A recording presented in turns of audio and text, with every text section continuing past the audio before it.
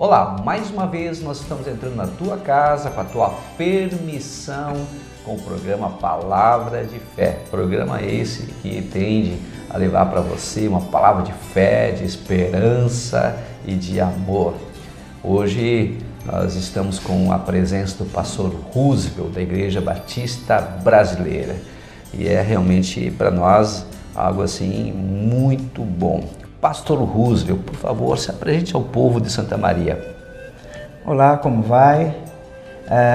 Eu sou o pastor Roosevelt, pastor da Primeira Igreja Batista em Santa Maria. Estou aqui nessa cidade há 34 anos, já sou pastor há 38, já que eu comecei em Caxias do Sul e lá eu fiquei há 4 anos. Então nós estamos por aqui e louvando a Deus por essa cidade tão agradável, por esse estado tão rico e maravilhoso que nós aprendemos a amar. Então hoje já podemos dizer que o senhor já é um cidadão santamariense, já. Sim, com certeza. Há tanto tempo, né, pastor, estando aqui. O senhor poderia falar qual é os dias de culto e o endereço da sua igreja e das outras também congregações que há aqui na cidade da Igreja Batista Brasileira? Sim, nós temos, a nossa sede é em frente ao Colégio Manuel Ribas, na rua José do Patrocínio, no número 92. Nós temos na Elvo Basso, a nossa 4ª igreja, temos em Camobi, a nossa 3ª igreja, e temos também lá na Coab Tancredo Neves, a nossa 2ª igreja. Muito bem. Quando é que o senhor começou o ministério, pastor? E quais, assim, foram as maiores dificuldades nesse período tão longo já de ministério? Sim, nós começamos, eu fiz o seminário em 76, terminei em 79, em 80 já estava aqui no Rio Grande do Sul, debutando no ministério. Eu quero dizer o seguinte, quando existe amor, quando existe um amor duplo, né? Quando existe um amor mútuo, você não sente tantas dificuldades, né? E nessa igreja lá em Caxias do Sul foi uma igreja de muito amor, de muito carinho, de aconchego, eu conhecendo uma nova cultura, um novo povo, um povo muito querido, a igreja nos recebendo, mas as dificuldades que vêm, aliás, as grandes alegrias e as grandes dificuldades vêm na maioria das vezes por relacionamentos. Então, as grandes dificuldades que eu passei são dificuldades com relacionamentos, pessoas que te decepcionaram, pessoas que não correspondeu àquele amor, aquele carinho que você deu. Então, a gente se entristece muito, mas são essas. Quando tem amor, realmente as coisas se diminuem bastante. Eu costumo até falar que não há crescimento sem dor, né, pastor? E nós, pastores, né, os sacerdotes em geral, que convivem com o povo e tem o relacionamento desde do nascimento, a vida e inclusive a morte das pessoas mais próximas da gente convive com isso. E há uma pesquisa nos Estados Unidos falando das profissões, que são aquelas profissões onde tem as maiores dores, e entre elas a de pastor. E nós sabemos que há muitos pastores, obreiros que estão nos ouvindo. O que o senhor diria para essas pessoas que estão enfrentando essa dor do ministério, de apacentar, da traição, do abandono, da solidão? O que o senhor diria para essas pessoas, pastor? Jesus Cristo, quando conta uma história, ele diz que um pastor tinha no seu rebanho 100 ovelhas, uma sai, e ele vai, deixa os 99, vai à procura da 100ª e volta com ela ali, alegre e feliz, e com isso contrata os amigos para que possam participar de uma grande festa. Assim é o pastor. O pastor, ele tem amor, intimidade, amizade com a sua ovelha, então ele sofre com ela, se alegra com ela. Então, por exemplo, quando você tem que fazer um funeral de alguém que faleceu às 4 horas da tarde, e você tem que estar às 19 horas numa festa de 15 anos de uma outra família. Isto é uma deidade de coisas que você sente no seu coração, tanto a tristeza como a alegria, e aquilo você encontra hoje, infelizmente, muitos pastores que têm problema de pressão alta, por causa dessas preocupações. Então, essa empatia que nós temos com as pessoas que nos fazem sofrer e que nos dão alegria. Amém. Nós estávamos conversando um pouco antes de entrar aqui sobre a questão de um perfil do povo de Deus, e a palavra de Deus diz que o povo de Deus é o povo mais feliz dessa terra. Mas muitas vezes isso não condiz com a realidade. O que o senhor acha? Eu conclamo a felicidade, né? Jesus disse que ele veio para nos dar vida e vida em abundância, muita vida, qualidade de vida. As nossas igrejas, elas ensinam sobre qualidade de vida, a boa qualidade de vida para a família, para os filhos. Então nós temos que celebrar isso. A nossa vida tem que ser uma celebração dessa vitória, dessa alegria que Deus mandou que nós tivéssemos. Amém. Quais as maiores alegrias, pastor, à frente do ministério ao longo desses anos todos? Olha, duas coisas que são importantes para nós, né? O nosso ministério e a nossa família. A grande alegria que eu tenho é de ter ouvido dos meus filhos dizerem sim para Jesus, os 4 filhos. Depois eu os batizei. Depois eu fiz o casamento deles. E já estou batizando os meus netos. E eu sinto como Noé, que quando estava entrando na arca, talvez ele olhasse para trás e visse toda a família entrando. E ele deve ter pensado assim, valeu a pena. E hoje os filhos são atuantes na obra do Senhor, amando a Jesus. Então isso é a minha premiação. A maior herança, exatamente. Né? Os filhos na igreja, os filhos trabalhando na obra, produzindo, né? Isso é muito bom. Mas sabemos também que a vida não é só feita de bons momentos, a vida também é feita de momentos difíceis, de dor. Qual o seu pior momento dentro do ministério? O pior momento, como eu disse anteriormente, são as pessoas, né? Porque nós amamos as pessoas. E nós estamos vendo hoje uma futilidade tão grande e valores que são colocados abaixo do nível. E nós estamos vendo pessoas com toda a possibilidade de se soerguerem, mas caindo, né? E isso nos dá tristeza em nosso coração. Nós temos uma mensagem viva. A nossa mensagem é uma mensagem de esperança. A nossa mensagem é a mensagem que nós sabemos que vai dar certo até o final e depois do final ainda. Mas quando nós vemos pessoas trocando tantas coisas, uma vez Jesus conversando com um homem, com um jovem rico, e Jesus apresentou para ele a respeito da eternidade, e aquele jovem ficou triste porque ele achava que tinha que se desfazer de uma série de coisas, e Jesus Cristo também ficou triste porque ele deixou. Então são essas decepções, essa tristeza. Nós temos a mensagem de vida e vida abundante, e nós gostaríamos que as pessoas... É como se nós fôssemos um vendedor que crescemos o nosso produto e sabemos que o nosso produto muda a vida de pessoas, né? E nós vemos muitas pessoas rejeitando e saindo, enfraquecendo. Essa é a nossa tristeza maior. Até porque, né, pastor, nós já usamos esse produto, se podemos dizer assim, e a gente já testou a validade, né, o benefício, a utilidade desse produto, se podemos assim dizer, que é Jesus, é a mensagem, né, da cruz, é o evangelho que muda pessoas, que liberta. Qual a sua maior realização à frente da igreja? Se eu puder dizer qual a sua maior realização? Por estar há 34 anos numa igreja, eu tenho visto moças se casarem, ficarem grávidas, nascerem seus filhos, e os filhos crescem, e um dia eles entendem perfeitamente o que Jesus Cristo veio fazer aqui. E ele diz assim: Jesus, eu quero este plano para mim, eu aceito. Não tem realização maior do que aquilo. Não é somente uma religião, é algo muito maior. É um relacionamento, não é religião, é um relacionamento intenso com Ele. Até porque religião, por melhor que seja, obras, por melhor que seja, ela é insuficiente para trazer essa realização e a salvação, né, pastor? Sim. A religiosidade em si só, ela não traz satisfação.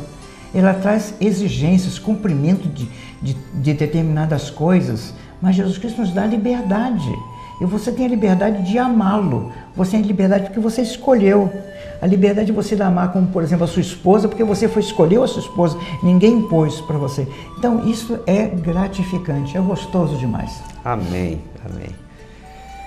Quantas igrejas, né, Santa Maria possui aqui da Igreja Batista Brasileira? Nós temos 4 aqui, 2 em outras cidades, estamos agora entrando para a 7ª, que vai ser em Tupanciretã, se Deus quiser. Já temos uma média de 60 pessoas frequentando lá, então logo, logo. Amém. A gente sabe que onde uma igreja ela é aberta, né, pastor? Ela impacta a vida da sociedade. Sim. Né? Muitas pessoas acabam saindo das drogas, lares, né, são refeitos, né? O senhor poderia colocar, pela sua experiência, esse impacto que a igreja ela realmente detém na sociedade, na comunidade onde ela está inserida? Pois não. Eu gostaria de dizer que em todas as áreas da sociedade, desde presidiários, desde pessoas que vivem uma vida não condigna com a nossa sociedade, mesmo pessoas que estão à beira do suicídio, pessoas que estão em depressão, mas também pessoas que estão integradas, pessoas que amam suas famílias, pessoas que têm um bom relacionamento no seu trabalho, pessoas que são honradas, pessoas que são honestas, pessoas que têm caráter. Mesmo essas pessoas, quando encontram essa experiência com Cristo Jesus, a experiência do Evangelho, que quer dizer boa notícia que Ele veio nos dar, há uma mudança radical dentro do seu coração. Então, o Evangelho, ele não só atende as pessoas que estão à margem da sociedade ou à margem da lei, mas as pessoas também que são integradas em suas famílias, têm bons relacionamentos, mas quando eles encontram Jesus, dizem, encontrei aquilo que estava faltando em meu coração. Alguém diz que todo ser tem um vazio dentro de si, e esse vazio, ele é preenchido por Deus. A palavra ruar, que quer dizer vento, e a palavra pneuma, também que quer dizer vento, é para qualificar o nosso espírito, essa nossa respiração. E quando nós estamos respirando, alguém diz que nós somos à busca de Deus. E quando nós o encontramos, então, nós somos completos por Ele. Esta é uma vida exuberante. Amém, pastor. Nós sabemos que a Igreja Batista ela é uma igreja que trabalha muito com missões e também faz um trabalho social muito significativo. E nós sabemos da importância da igreja ser uma igreja relevante, importante na comunidade, até porque temos que pensar o que aconteceria se porventura a nossa igreja ela deixasse de existir, o que aconteceria naquele momento para a sociedade, para aquela comunidade. Então, por favor, fala sobre isso, pastor. Nós temos a nossa junta de missões, os batistas brasileiros têm a nossa junta de missões mundiais. Hoje nós temos cerca de 1000 missionários espalhados pelo mundo. E agora a nossa junta está voltando para áreas mais críticas, né? Tirando um pouco da Europa, tirando um pouco até do Canadá e transportando os nossos missionários para o Oriente Médio e outras áreas, né, mais difíceis. Nós temos cerca de 1000 missionários também espalhados pelo Brasil em outra junta, chamada Junta de Missões Nacionais. E temos a nossa Junta de Missões Estaduais, que em 492 municípios, parece, 92 ou 98, nós ainda não chegamos a 100 municípios com trabalhos batistas. Mas nós queremos alcançar todos eles. Então, nós dizemos assim, uma vez alguém disse assim, nós vamos matar todos os crentes. E alguém disse assim, se vocês matarem todos os batistas, o último vai se levantar para ser um missionário. O missionário é aquele que leva a missão de que Jesus Cristo é uma nova esperança, Jesus Cristo é uma nova vida com Ele. Então nós acreditamos em missões e nós sabemos que quando o Evangelho for pregado a todo mundo, então o nosso Senhor voltará. Amém. além da questão da missão, né, pastor, as obras sociais, a ação social Sim. da igreja, ela é muito importante. Por favor, Sim. fala um pouquinho sobre isso. Nós temos, assim, espalhado pelo Brasil, diversas obras como abrigos, asilos para crianças, para pessoas de idade. Aqui, especialmente em Santa Maria, nós alimentamos já há 8 anos recicladores, papeleiros, que todos os dias estão na igreja, todos os dias almoçam lá. Nós já servimos a outras organizações que não têm um lugar para se reunir. Nós já oferecemos, inclusive, para a Defesa Civil, uma das nossas salas. Nós queremos servir, porque o Evangelho, ele alcança o homem integralmente. E nós queremos fazer como Jesus Cristo fazia, que alcançava as necessidades das pessoas, físicas, emocionais, sentimentais, um apoio. Amém. É muito importante isso, né, pastor? Porque muitas pessoas, elas não entendem esse trabalho da igreja e às vezes ficam até criticando, né? Que igreja é só para tirar dinheiro das pessoas, mas elas não compreendem esse trabalho social que realmente faz a mudança na vida. Sabemos, por exemplo, lá em São Paulo, tem a chamada Cristolândia, onde era a Cracolândia, né? Um trabalho que nós sabemos que é da Igreja Batista Brasileira também. Sim. Muito importante. Você poderia falar um pouquinho sobre isso? Nós temos tido, assim, um resultado muito grande. 60% das pessoas que foram procurar o nosso trabalho na Cristolândia, 60%, eles se reabilitaram. Muitos se casaram, criaram suas famílias, outros voltaram para a família. Nós temos alguns missionários lá, vindo da Cracolândia. Então, realmente, eu quero louvar a Deus por esse trabalho que tem sido feito lá, porque tem sido um trabalho de recuperação das pessoas. E nós só não podemos fazer mais porque faltam recursos que ainda, né? Mas nós gostaríamos, nós temos esta ferramenta tem alcançado pessoas. Então, é um trabalho que tem sido feito não só na Cracolândia de São Paulo, mas em diversos lugares onde existem Cracolândias. Amém, pastor. Qual é a mensagem que mais lhe toca no coração quando o senhor lê, quando o senhor medita a palavra de Deus? A mensagem que mais me toca no coração, que é latente em minha vida, é mensagem de esperança. Porque o Evangelho é esperança. Hoje, quando o mundo está passando por uma crise política, familiar, social, existencial, emocional e até de uma forma global, nós caminhamos nessa terra com uma esperança que vai além da terra. Então, nada melhor do que você caminhar e você andar e você viver. Não, Cristo está comigo, Cristo, Ele me ama, Cristo, Ele está nas minhas dificuldades, Ele pode me ajudar, Ele pode não me ajudar, mas Ele me ama e é nessa experiência que nós vivemos, até o encontro que nós vamos ter com Ele. O cristão não tem medo da morte. Aliás, há até um texto na Palavra de Deus que nós podemos olhar para a morte e dizer assim: ó morte, onde é que está a tua vitória sobre a minha vida? Porque Cristo, Ele morreu por nós e Ele nos garantiu esta vitória. Então, nada melhor há do que andar com essa esperança. E falar em morte, né, pastor? Eu já tive uma experiência de uma pessoa que falou assim: poxa vida, se houve um velório bonito, foi velório de um crente. Até ele colocou. Por quê? Naquele velório estavam vários irmãos cantando, adorando a Deus e não havia aquele clima de tristeza, né? Embora que seja um momento também de chorar, mas havia também um momento de adoração a Deus e também sabendo que aquele ente querido estava nos braços de Deus. O que você podia dizer sobre isso? Eu me alegro, né? Claro, a tristeza vem pela separação, mas é sempre uma separação momentânea.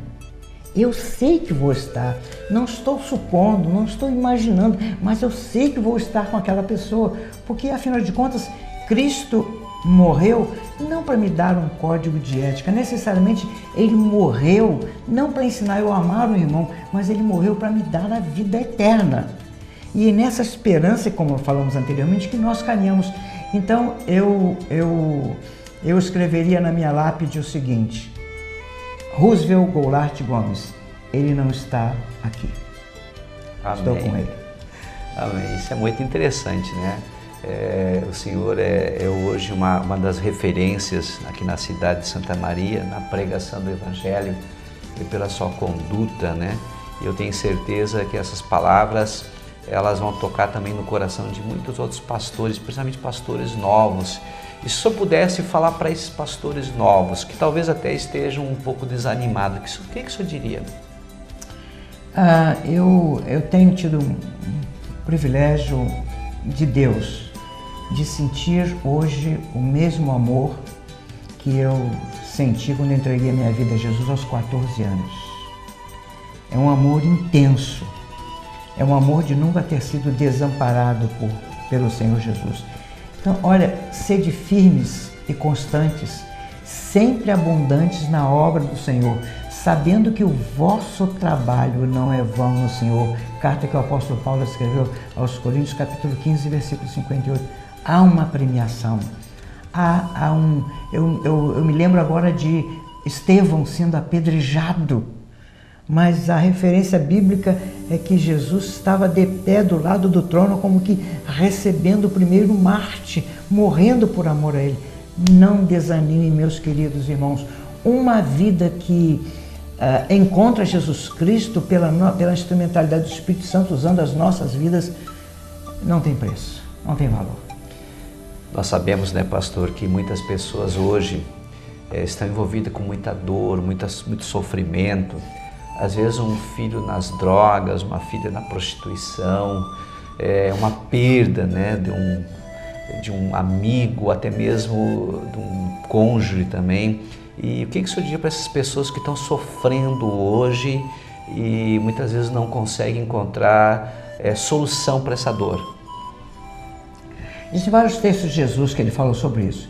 Eu queria citar a fé. Há uma história em que um homem possuidor de muita fé estava falando sobre Cristo em numa zona onde havia muitos terremotos, né? E ele abriu a palavra de Deus e leu, onde dizia: se você tiver fé como um grão de mostarda, direis a esta montanha, salte daqui para o meio do mar, e isso vai acontecer. Quando ele leu isso, houve um terremoto, o início do terremoto. Ele disse assim: ainda não ordenei, estou só lendo a palavra de Deus. A fé em Cristo Jesus, ela vai ajudar, ela vai renovar o teu ânimo, ela vai te dar alegria, e mais adiante você vai ver, passou, porque Cristo esteve comigo. Amém. Nós sabemos que a nossa cidade, pastor, ela já enfrentou assim grandes dores, né? Como o caso Kiss, nós estamos enfrentando hoje o caso dessa doença, a toxoplasmose também, e muitas pessoas ficam perturbadas com tudo isso. O que o senhor diria para essas pessoas? Bom, em primeiro lugar, nós temos que fazer a nossa parte, né? Nós temos que contribuir com alguma coisa, porque essa cidade, nós fazemos parte dela, né? E nós temos que contribuir para que alguma coisa minimize. No caso dessa enfermidade que estamos passando agora, vendo crianças, inclusive alguns até falecerem, né? Apreensão de mulheres grávidas, nós podemos dar uma palavra de ânimo, nós podemos ensinar pessoas que às vezes não sabem como viver nesse momento e contribuir até que a nossa cidade tenha um pouco mais de higiene, né? Também. Nós fazemos parte.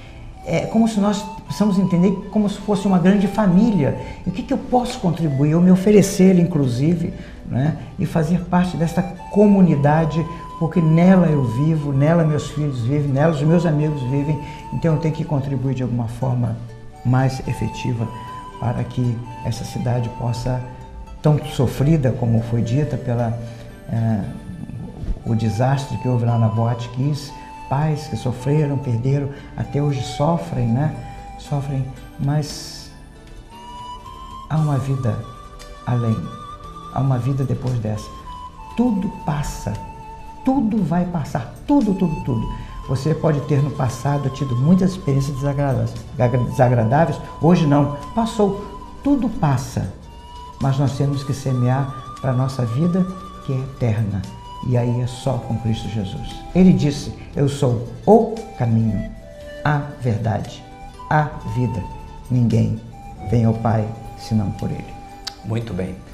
É muito importante essas palavras, até porque muitas pessoas realmente elas ficam desorientadas, elas ficam sem saber para onde vão, né? Então essa palavra, que é a palavra de Deus, nos dá um norte, né? E o norte é Jesus, né? Eu gostaria que o senhor pudesse fazer uma oração, né? Oração por Santa Maria, oração pelas autoridades constituídas, e trazendo uma bênção muito especial para a nossa cidade e colocando a nossa cidade e todas as autoridades, porque é nosso dever orar, né, diante do Senhor. Pode ser, pastor? Ok, pode ser. Senhor Deus, eu quero te agradecer por esta oportunidade tão grande de agora estar falando e comunicando a todo este povo de Santa Maria, um povo que tu tens um amor muito profundo, um povo pelo qual teu Filho Jesus Cristo também morreu numa cruz para dar novas possibilidades, um novo Evangelho, Senhor Deus. E, Pai querido, eu te rogo, Senhor, que tu possas, de uma forma muito especial, olhar para esta cidade e abençoá-la. Senhor Deus, tu és o Senhor de todas as bênçãos. Tu podes abrir todas as portas e janelas do céu e derramar sobre ela muitas bênçãos. Faça isso, Pai, em nome de Jesus. As autoridades, Senhor Deus, da nossa cidade, dê a cada um deles, Senhor Deus, discernimento, sabedoria, Senhor Deus, honestidade, Senhor Deus, para que esta cidade seja abençoada através dos nossos líderes e dos nossos governantes, Senhor Deus.